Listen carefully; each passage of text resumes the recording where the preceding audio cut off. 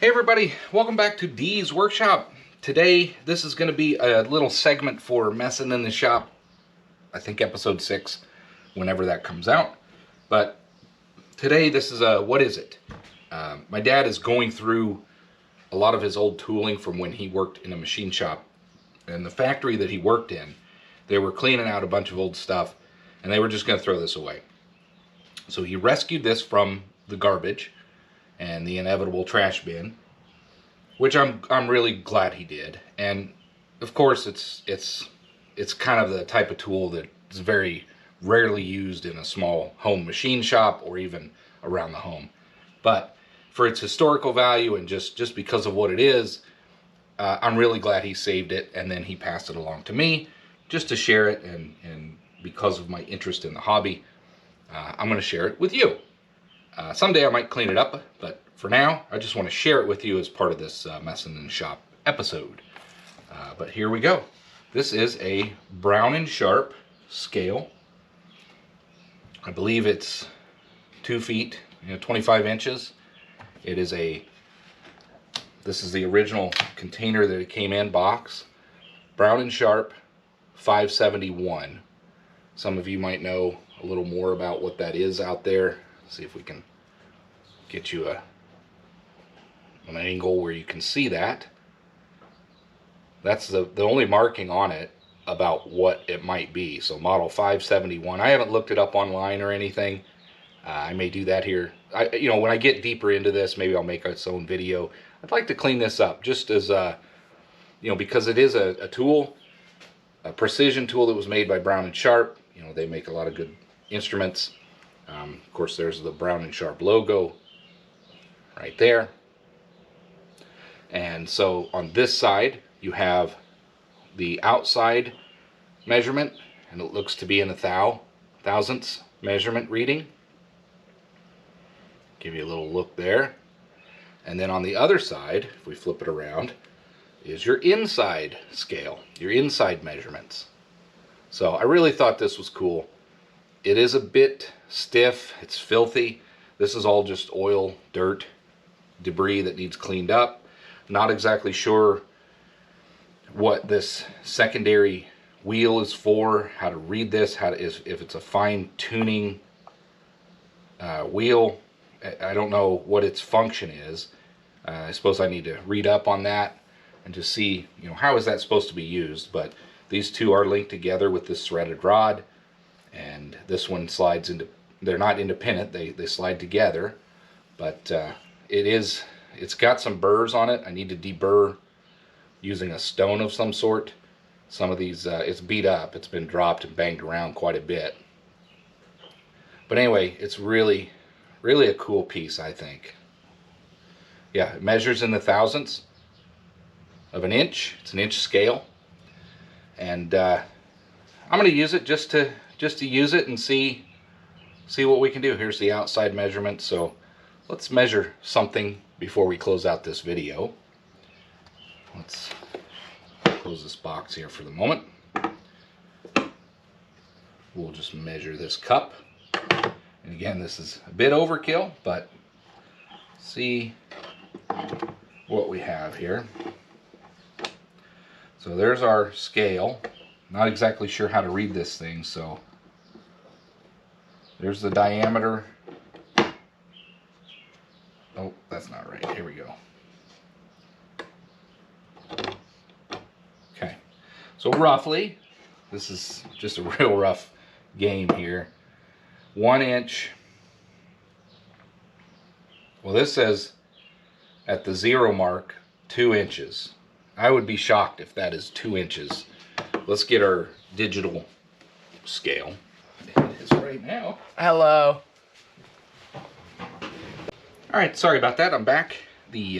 So we were measuring this, and this measures right at, on this scale, oddly enough,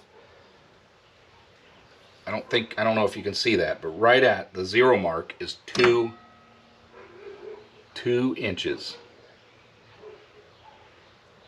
2 inches. Okay, so what we were doing was checking it with our calipers. And I if you can see that. That right there is 2 inches on the money. So regardless, these things are still pretty accurate, at least to a thousandths. This is the first time I measured something with this, so I'm pretty impressed with that, considering how much these are beat and banged around. But I thought you'd be interested in that. I wanted to share it with you and get it out there for everyone to take a peek. If you have any ideas or any usage with this or stories about one of these things, go ahead and post it in the comments. But I just thought you would all be interested in seeing this, and I'm really grateful that my dad pulled this from the trash and was able to hang on to it, even though it's something that will rarely be used. But saving a piece of precision instrumentation is always a great thing in my book. So I'm glad to have this piece of history added to my collection of tools. Thanks for watching.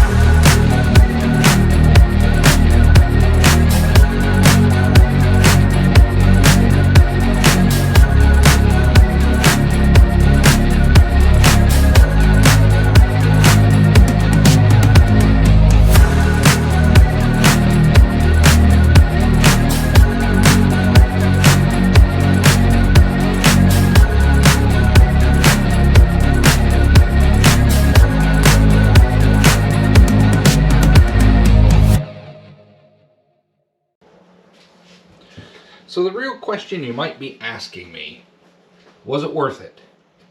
I'm not sure, to be honest with you. But I like to take things apart and see how they are made. I was going to throw that printer away. It's really old. There's no drivers for current modern operating systems anymore, and I'm tired of messing with it. So it was destined for the trash anyway. But I know that there's precision ground rods and parts that are in that printer, and I wanted to see how substantial they were. And now that I'm into metal machining, I thought maybe I can salvage a few bits and bobs out of that machine. And that's what that time lapse was about. So I did get some springs. I thought I would throw these in a little container.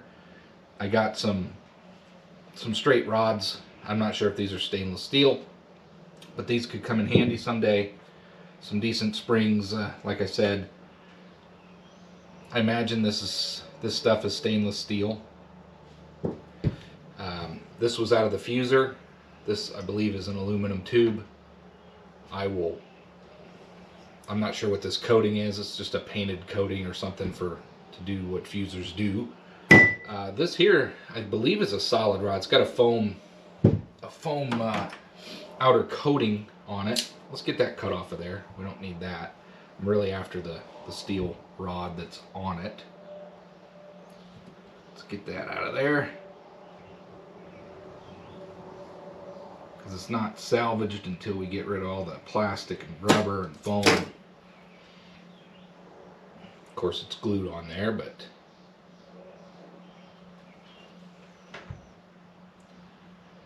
yeah, it's rubber and just needs kind of ripped off of there and tore off of there. But you know, it's not as thick as that. You can see the diameter here, but I believe it's to be a solid chunk of steel of some sort. But at any rate, we'll get that tore off of there and I'll add it to the pile. And then we have a few more pieces of material that we can work on future projects with. Let's take a look here. Yeah, so that's what this was about. Don't be afraid to, before you just throw something in the trash, maybe there's a few items in there that are salvageable that you might be able to use in the future for who knows what. But that's what this video was about. There's one other thing that I hung on to. I might just throw it away. I figure if I mess with that, that's the laser. I'll probably make myself go blind if I go messing with that thing, so I'll probably just trash that as well. Comment down in the below if you know of any safe, easy projects, hackable life hacks or something to use those lasers with. Otherwise, I'll get rid of that thing and just be safe. You know, I don't need to point that thing in my eye and go blind. So, at any rate, I hope you enjoyed. This will be part of Messing in the Shop, probably 6, whenever that comes out, when I have a few videos to put together, and you know, hopefully you enjoy that series. Maybe comment below, now that we have, I think this would be number 6.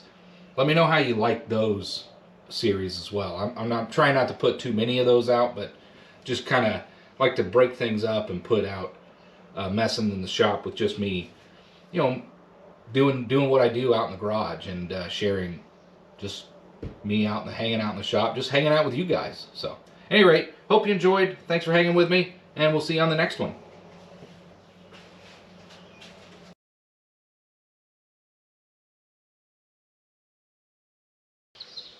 Welcome back to Dee's Workshop.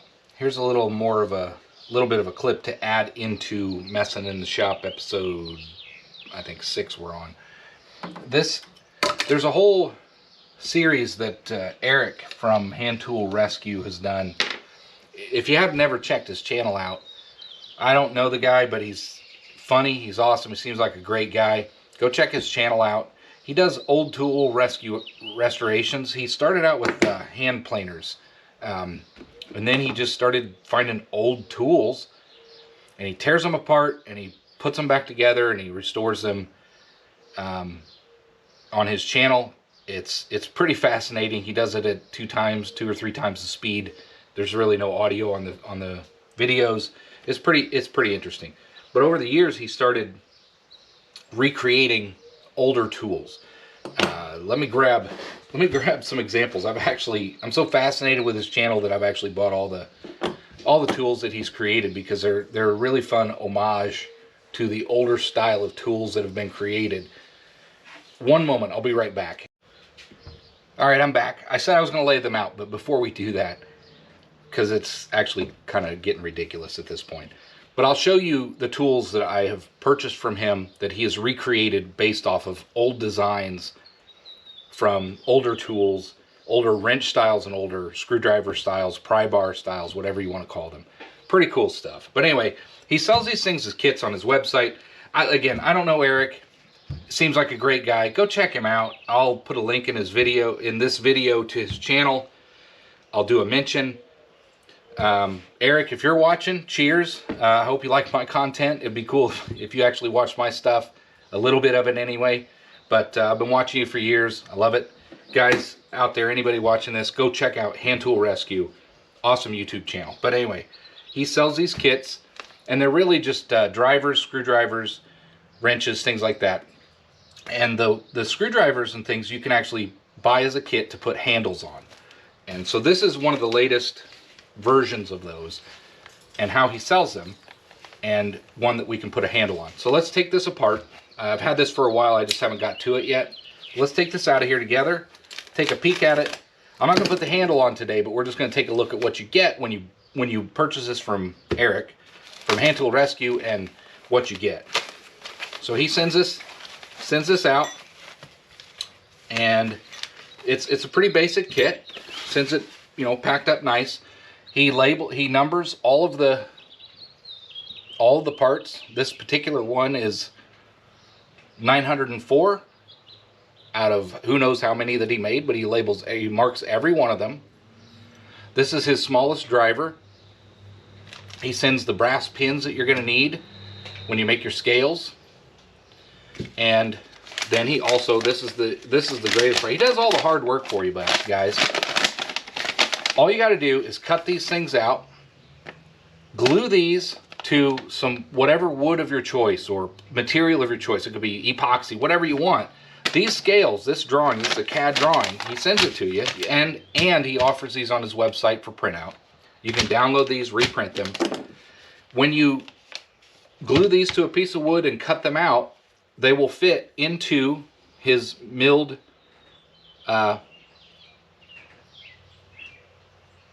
blank that he sends you. Now, these don't come hardened. If you want to harden them, you need to do the hardening process yourself. But he engraves them with his logo, Hand Tool Rescue. I mean, it's just a fun little project. It's a thing to put a handle on. Now, this is what you get when you buy this from him. Pretty cool stuff. You know, it's not a bargain or anything, but it's cool to connect with another YouTuber out there, buy something that they're creating, and then adding on to it yourself. So when you buy it, you get all this stuff, right? He even tosses in a sticker occasionally. So we have this with the brass pins, and in the past I bought his other sizes. If you go check out his website, you can see all of those. Let's put this up here. Let me show you what I've done in the past. Here is the first screwdriver that he came out with. This thing is a hog. It's a beast. I mean, look at that. There's my hand. I mean, if you want to see how big that thing is, it's a beast. I didn't harden this one. This was before I started YouTube. I made this thing. If you want to look at the dimensions on this, I mean, that is, you know, it's an inch. It's an inch across. It's big. It's beefy. But anyway, this was my first attempt at making a nice handle. I used tung oil on this. I used the brass pins. I really am impressed. I'm glad this thing came out really well. I'm quite happy with that. I didn't have a lathe at the time. I used actually that Shopsmith to, no, this was before I had the Shopsmith. I used hand files and hand sanding it by hand using rasp, I guess, and some sandpaper and everything. So it looks a bit squared off because it is. But anyway, that was the first one that I made. Or I didn't make it, I added the scales too. But I thought it turned out really cool. So I had so much fun with this. When he started coming out with more of these, he came out with another one of them. This was a medium-sized screwdriver. So you can see the size difference. But this one actually had the Shopsmith. And I was able to use the Shopsmith disc sander to shape this much better. It's more round. It's a lot better. I was able to contour the brass pins better. And again, I epoxied my on. These are oak scales, just plain oak, and I used tung oil to seal it up. Again, there's a number underneath these. I don't recall what numbers they are. It doesn't really matter. But again, there's a smaller version. I didn't harden these. I probably will now that I have the oil and the torch. I'll probably go back and harden the tips on these just so they're a little more durable and they don't mar up. But there is two of those kits that he sells. He also sells them where you can buy them and he puts the scales on for you if you just want to get them and you don't want to mess with it. Anyway, pretty cool stuff. Then before he actually started these guys, he first came out with the wrench, and it's one of those old style, I forget the name of the style of wrench, but it's this thing here. He uses this on his channel. He's making his videos all the time, and he makes these things and he'll sell them to you, and he marks every one of them. Let's see if I can get this out of there with a number. This one's 2722, and you know, he marks them all. You can take them apart. You can get brass or steel knobs. Anyway, this is a homage to an older style of wrench that is created way back when, and they're very functional. You can use the back end, you can use the front end. Pretty hefty. It's just really cool that he has manufactured and started making these things on his own. He sells them. Pretty cool stuff. Then he said, you know what, I'm gonna make a big one. I'm gonna make a Big Daddy. That's this guy here. So again, maybe I bought too many of these. I just did it because Eric put the time and effort into it, and I thought, hey, I'm just gonna go ahead and buy these things. It's pretty cool to have these. This one here is one of the earlier ones, I believe. Let me see if I can get the number. Yeah, I got number 282 out of the bin on these. Maybe he didn't sell a lot of these big guys, but you can see really cool stuff. So he made a really big one. I don't remember what order he made these in. I think this was the third wrench that he made. Let's put this one up here. But I think after he made this was the first size he made. It's kind of universal, it's good size. He came out with the mini wrench, and that would be this little guy here. Now these, I don't believe he numbered or measured or any of that. But anyway, this little thing, it's handy. It's pretty cool. But he made these, and again, you can still buy them on his website, I believe. Pretty cool. And then finally, I think his last wrench was this pocket wrench, he calls it. And it's a really good size. So, again, he numbered these as well, I believe. Let's see, what number do we get here? 906 is what we ended up with. Put that in there.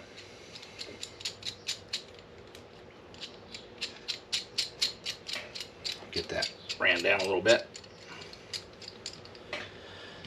So there's that, and then finally the mini wrench. And finally, well, this was the screwdriver size comparison that I showed you first and originally. I still need to put a scale on here. This will be its own video. It's a fun process. I encourage you to do it. You can get very creative. You can use any kind of wood, epoxy, plastics, whatever you want for the scales. I have this oak. I really like how that oak turns out, and I like the finish that the tung oil makes. So I still need to make this one. But finally, he came out with, recently, the 3/8 driver. And if you look, and he has videos on how he makes these things. He's got this depressed ball to, you know, basically hold your ratchets and your sockets and all that. And again, same process. I did the same thing for these scales. And it's numbered and all that, but same deal, except this one's a nut driver. I'll put that guy up there. Anyway, if you're interested, I got no affiliation with him, but I hope somehow this video or this clip finds its way to Eric. Eric, you do great stuff out there. I'm a big fan. Appreciate this stuff. I've supported you by buying this stuff. If you somehow find my content, I hope you give me a thumbs up. Anyway, thanks for watching. I hope to see you on the next one.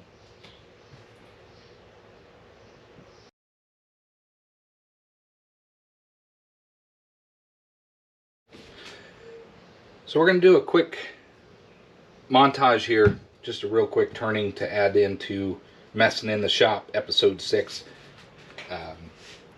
I've seen this on Blondie Hacks recently. She's been working on a die filer or one of her latest projects, and she mentioned this stuff. I don't know if she's, you know, she does this whole hashtag not sponsored crap. I'm not sponsored by anybody. I don't get paid. I don't get free stuff. I get nothing. This channel is all about showing you an honest opinion from somebody who had to buy everything and learn everything on their own. But I do take some of these folks' advice who've been doing this. You know, I hope that some of them are trustworthy and they're not just doing it for the money. So in this case, we're going with Blondie. Quinn says that she's had this stuff forever, it lasts forever, and she's never had anything corrode that she's put this on. So I thought, I'm going to buy some, because I live in a humid climate in the summer. It's cold in the winter. There's a lot of temperature changes. Sometimes it gets really crazy humid. If you watch one of my videos, you'll see I had this crazy flash rust on my lathe. Now I don't intend on using this on the lathe, but for some of the materials and the raw materials that I have, or that I'm turning, and parts that I'm making, I may not want to hot glue them. I wanted to give this a shot. It lasts forever, so I thought, you know, I'll get a can of this. It wasn't cheap. I think this was 18 bucks on Amazon. She said it's a Bow-Shield T-9. It's rust and corrosion protection. What we're going to do is add in just a real small turning project. It's not really a project at all. We're just going to turn an old pin that I have. Half of it we're going to leave semi-rusty, unprotected, so to speak. The other half we're going to turn down, and we're going to immediately protect it with this stuff. She says you put this on, you let it flash off. She's never had anything rust. And I'm not one to, you know, just trust anybody and everybody out there. I like to see it for myself. So on this channel, we're going to go through this ourselves. We're going to turn that down. We're going to spray it with this. We'll let it flash off, and we'll check on it in a few days, and that'll be the conclusion of this Messing in the Shop episode 6 portion of this video.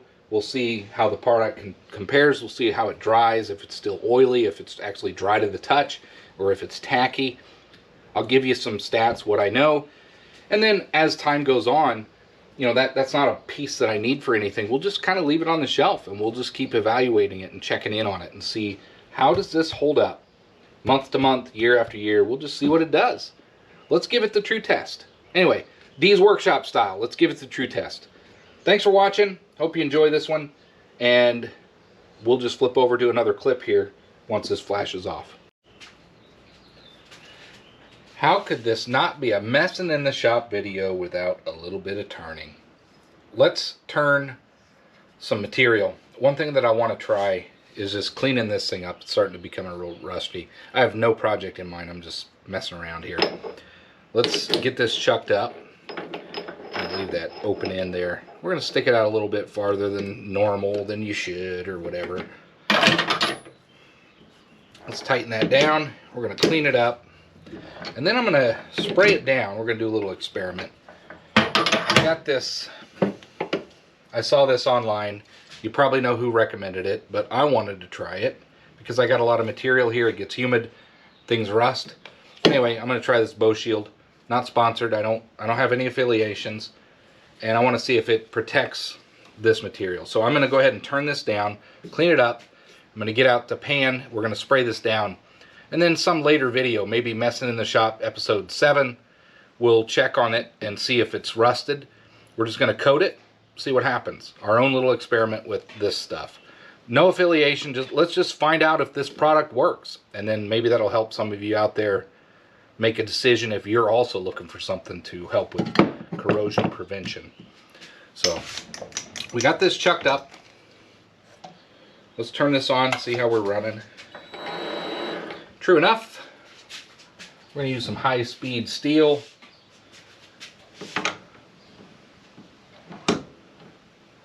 And that's good enough.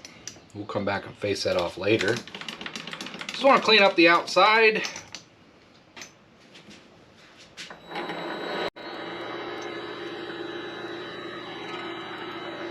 Right there. Let's see what we got.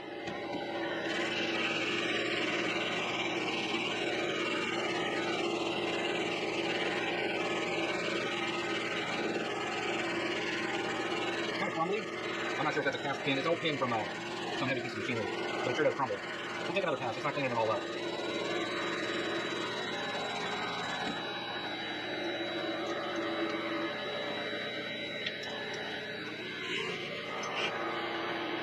This will clean it up.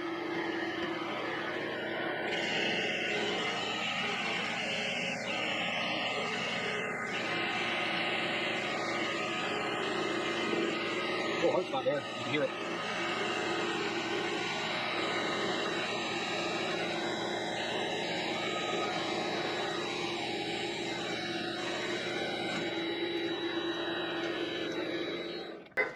Clean that up. These are weird chips. They're not chips. This must be a cast, almost crumbles. So I'm not sure what this pin is made of. It's an old pin. The finish is nice though. I'm gonna clean the face off, and then we'll put a chamfer on there, and then we'll spray that stuff on here and we'll let it sit. I'm not gonna wait till Messing in the Shop episode 7. We'll just wait a few days. We'll come back out here and we'll check on it and we'll see how it's holding up. And then sometime in the future, we'll just double check on this part and see how it's holding up. Half of it won't be treated and half of it will be treated.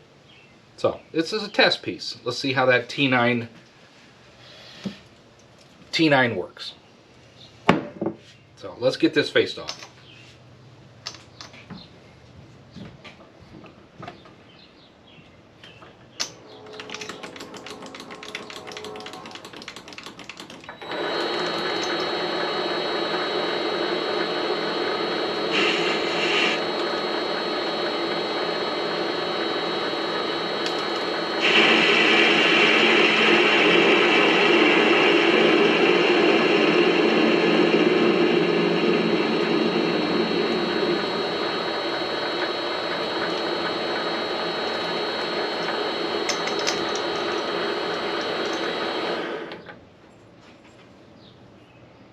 That'll work. And finally, a chamfer, because we all know why. We'll grab this, put that there, lock that down, come back out.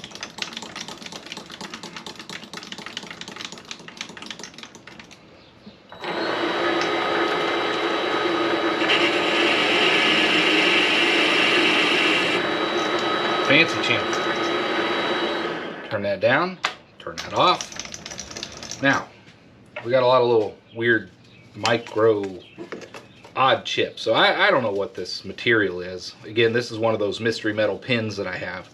But what I want to do now, I'm going to put some towels here. I'm actually going to take this out. Oops.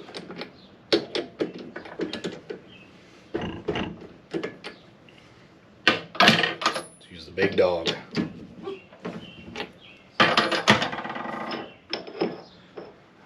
gonna pull it to there because I'm just gonna spray it here. But I do want to cover my ways and everything. I don't know what this other stuff is, and I don't want to cover the rusty part either. I just want to cover the part I just turned. And what we're gonna do, again, we're just testing this product. I bought it with my own cash, 20 bucks. It's expensive. Let's see what it does.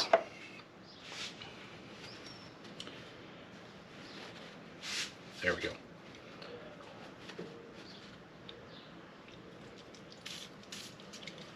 Just a little bit is what I heard is all it takes. So we're just going to put that on there.